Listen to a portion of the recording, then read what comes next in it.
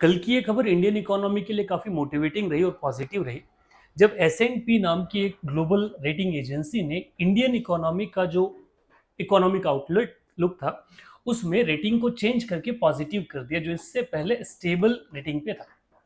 ये एजेंसी कई तरह की एजेंसी होती है, जैसे आपने एस&पी का नाम सुना, वैसे ही मूडीज का नाम सुना होगा, फेच का नाम सुना होगा, जो over the period of time GDP को लेके किसी इकोनॉमी के रेटिंग को लेके अलग अलग ओपिनियंस या रिपोर्ट जो है पब्लिश करती है। अभी क्या हुआ अगर उसकी बात की जाए तो इंडियन एस&पी नाम की जो एजेंसी है उसने आउटलुक में हमें पॉजिटिव कन्वर्ट कर दिया, जो इससे पहले कहां पे था, इससे पहले स्टेबल था। अगर वर्तमान में रेटिंग के बारे में बात किया जाए तो इंडिया की रेटिंग ट्रिपल बी नेगेटिव है। ये अपने आप में एक अच्छी रेटिंग है, बट हाँ तो भी ये नेगेटिव पे है। अगर ओवरऑल इस रेटिंग के टाइप को देखा जाए तो तीन तरह से इसको क्वालिफाई किया या कैटेगराइज किया जाता है।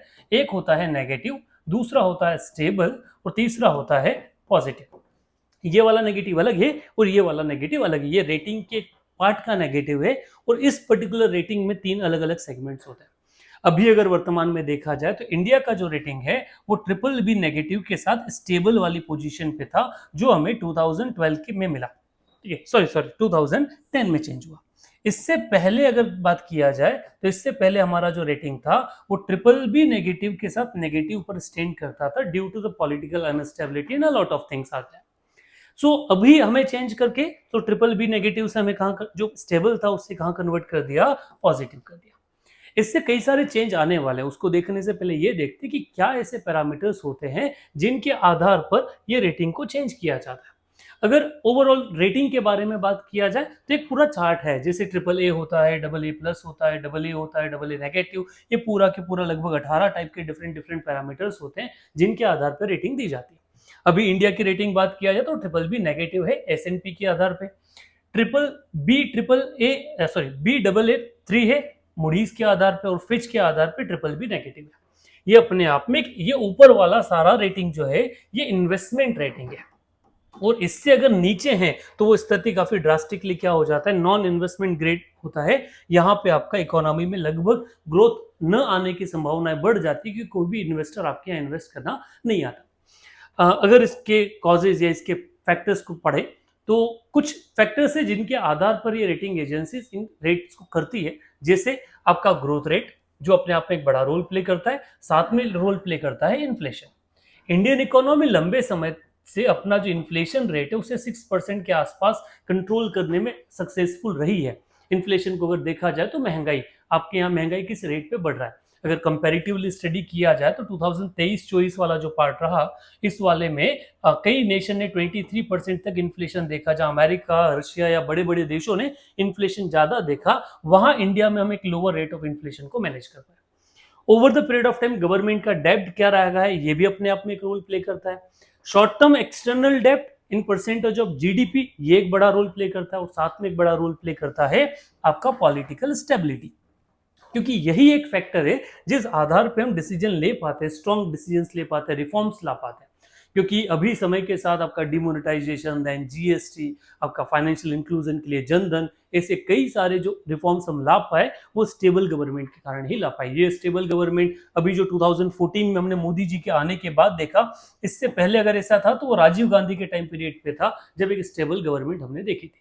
बीच का एक लंबा समय जब हमने कोलिजन गवर्नमेंट देखा, और कोलिजन गवर्नमेंट में गवर्नमेंट भले कितना भी चेंज लाना चाहे पर उसको अपने कोलिजन पार्टनर को क्या करना होता है, सेटिस्फाई करके रखना होता है। और हमारे देश में कोई सभी पार्टनर को सेटिस्फाई करना पॉसिबल है ही नहीं, क्योंकि हर पॉलिटिकल पार्टी का राजनीति का जो स्टेटस है या फिर जो दायरा है वो दायरा अलग है। कोई इस्लाम या धर्म के आधार पे कर रहा है, कोई जाति के आधार पे, और किसी का सोशलिज्म है, किसी का कम्युनिस्ट जो है वो एक मुद्दा रहा।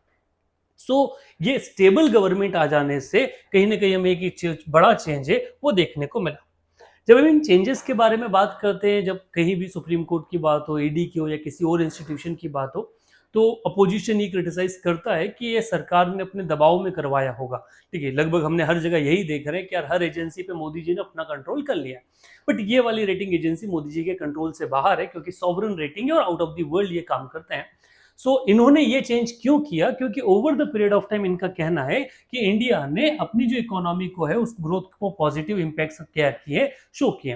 भले हमारा जो फिस्कल डेफिसिट हुआ एलिवेट हुआ है, बट सरकार जो है वो कंसोलिडेटिव एफर्ट यूज कर रही है उसको कम करने के लिए, उसको मिनिमाइज करने के लिए, जिसका इंपैक्ट हमें आने वाले 2-3 साल में दिखेगा। पॉइंट इतना है, एक होता है इंटेंट, आप क्या करना चाहते हो। इस स्टेबल गवर्नमेंट में वर्ल्ड ये देखने में सक्सेसफुली है कि यार भैया सरकार कोई चेंज लाना चाहती है, मेजर लाए, फेल हुआ, पूरा काम कर पाया नहीं कर पाया, इसके ऊपर डिबेट्स होती रहती है, बट आप किन मुद्दों से ये सारा काम करना शुरू किए थे वो बड़ा रोल प्ले करता है, और ये चीज हमें गवर्नमेंट ऑफ इंडिया के डिसीजंस में दिखती है।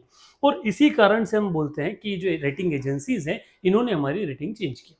सवाल आता है कि क्या इस रेटिंग को स्टेबल से पॉजिटिव करने से कोई बड़ा चेंज आएगा, तो निश्चित हाँ।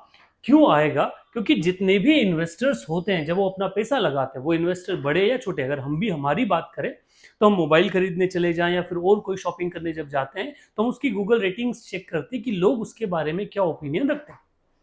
तो ये बात जब नेशन के बारे में आ जाता है तो ये 3 इंडिपेंडेंट एजेंसीज हैं जो ये काम करती है, जो अलग अलग नेशन को वहां की कंडीशंस के आधार पर रेट करती है। जो इन्वेस्टर है वो इन्वेस्टर इन्हीं रेटिंग एजेंसीज के जो पैरामीटर्स या प्रोडिक्शंस होते हैं उनको देखता है और नेशन में इन्वेस्ट करना स्टार्ट करता है। इंडिया की रेटिंग उस समय चेंज हुई या एलिवेट हुई जब साथ ही में इन्हीं रेटिंग एजेंसीज ने चाइना, जो हमारा पड़ोसी या बड़ा कॉम्पिटिटर इकोनॉमिक पैरामीटर्स में इस एशियन रीजन में, उसकी जो रेटिंग है वो रेटिंग को कम कर दिया गया वहां की पॉलिटिकल जो इश्यूज चल रहा है उस पॉलिटिकल इशू के कारण।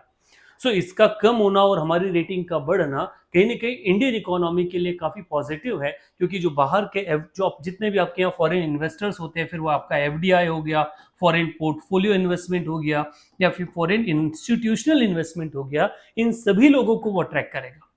फॉरेन करेंसी आपके देशों में मनी का फ्लो बढ़ाएगा और वो मनी का फ्लो आपका एम्प्लॉयमेंट जनरेशन या सारी चीजों में हमको देखने को मिल सकता है। अभी तो ये जो चेंज आया ये सिर्फ S&P ने किया है, बट ऐसा माना जा रहा है कि आने वाले टाइम में मूडीज और बाद में आपका जो फिच है वो भी इस रेटिंग को क्या करेगा, चेंज कर सकता है।